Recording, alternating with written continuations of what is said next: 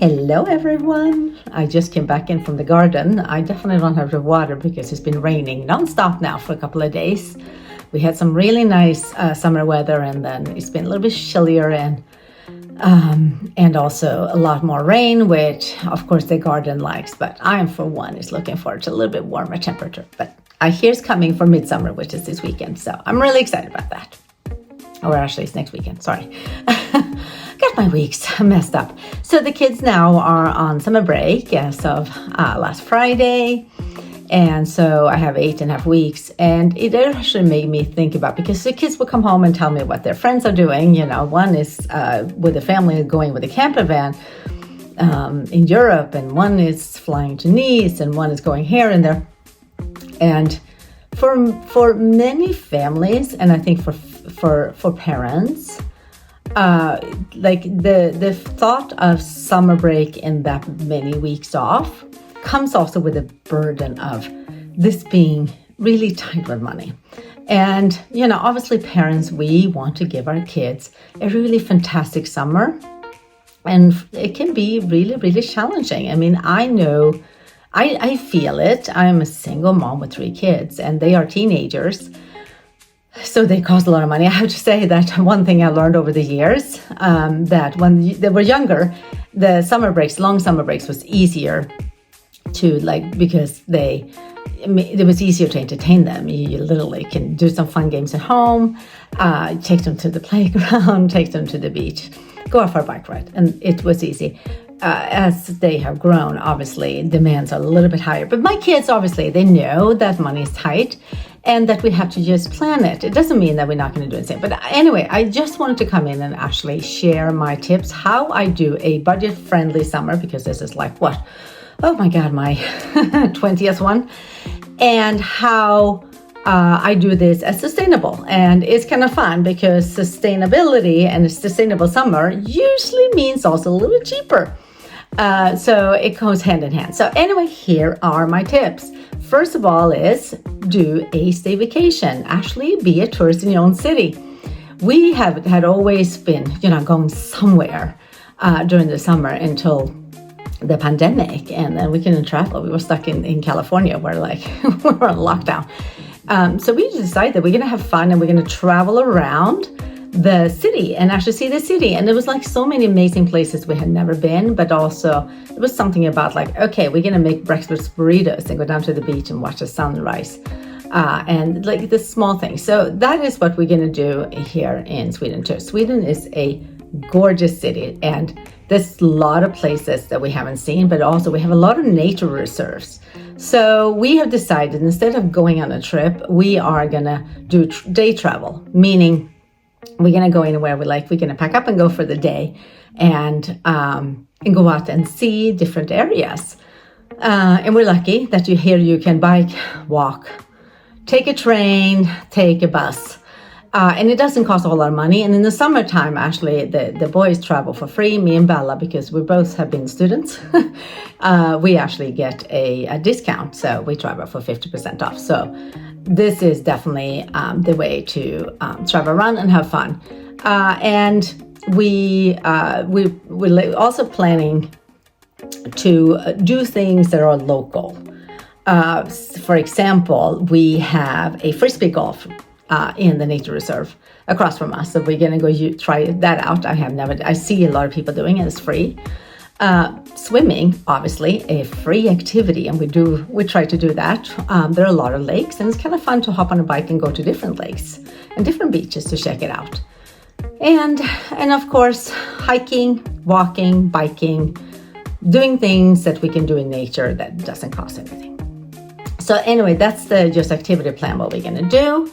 My next tip is to actually cook from scratch during the summer. It is so easy, and it's nice to go and eat somewhere. And we would do that too, but majority of time we cook at home. And we don't cook the same boring food. We have a little fun because we have more time to actually check out new recipes, and we try to cook them. And I'm blessed that I have 2 of my 3 kids love to cook. the third one loves to eat.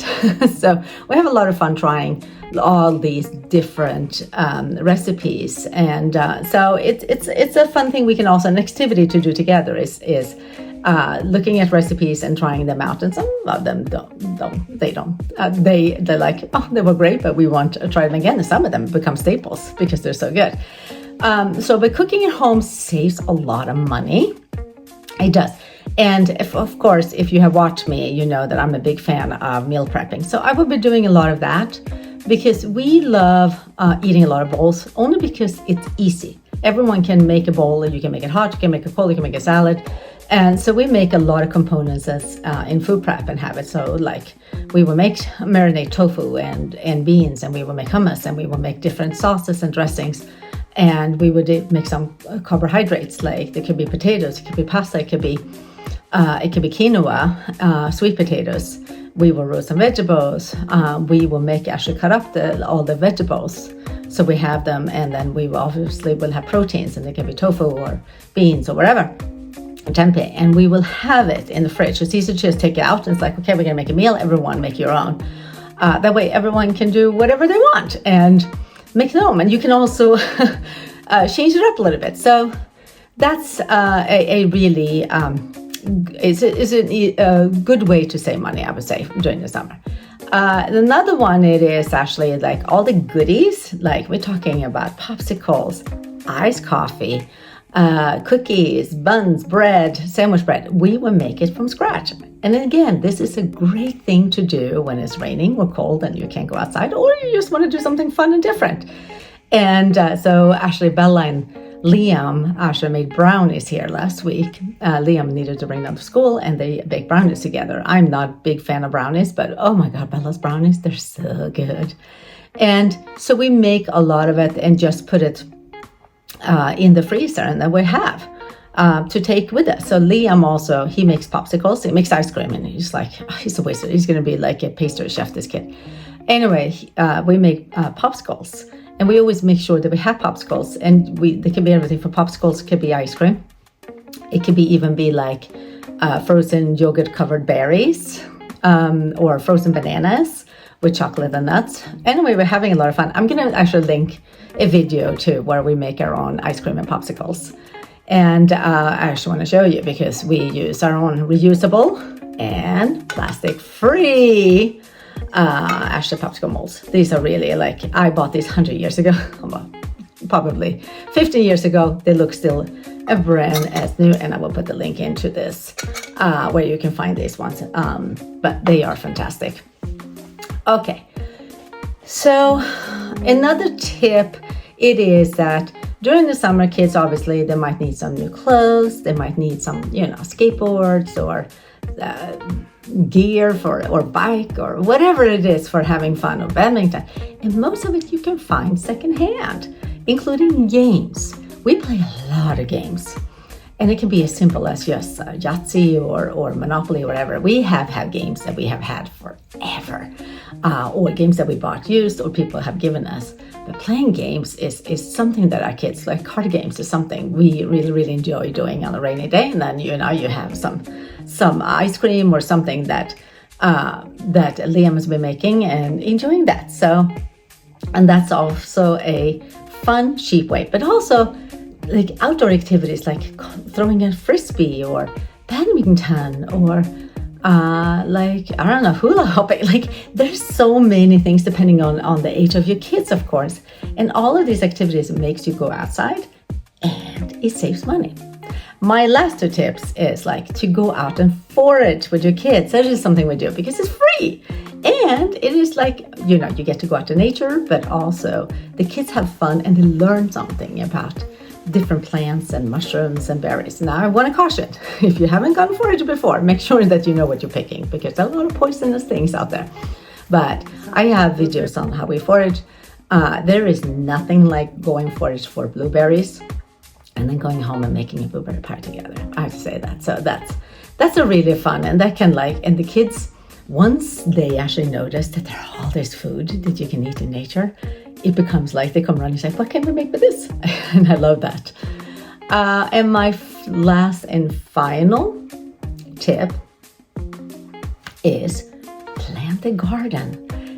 What better time than during the summer to plant a garden? It can be an herb garden, it can be a pizza garden, it can be anything. Grow some lettuce, grow it indoors on your windowsill, grow some sprouts or microgreens, grow some tomatoes. There's something fun about for the kids also. And like the thing is, a plant a couple of seeds and some soil doesn't cost a whole lot of money, and it is a lot of fun for the kids to grow this food and something that they can tend to every day and they could be part of growing. So I just wanted to leave you guys with this. For anyone, all your parents who are a little bit stressed about money and not be able to give the trip of going to Nice or other fun trips, remember this, like, you're creating memories. It doesn't matter how you create them, if you create them in a foreign country or if you create them in your own backyard. The kids will remember that you were there, you had fun, and the silliest things are what they will take with them and cherish as a good memory of their childhood. Anyway, I hope this video was helpful. Give us a thumbs up, subscribe, share, and I would like to hear, do you have any budget-friendly tips for the summer with kids? I would love to hear them. I need more tips.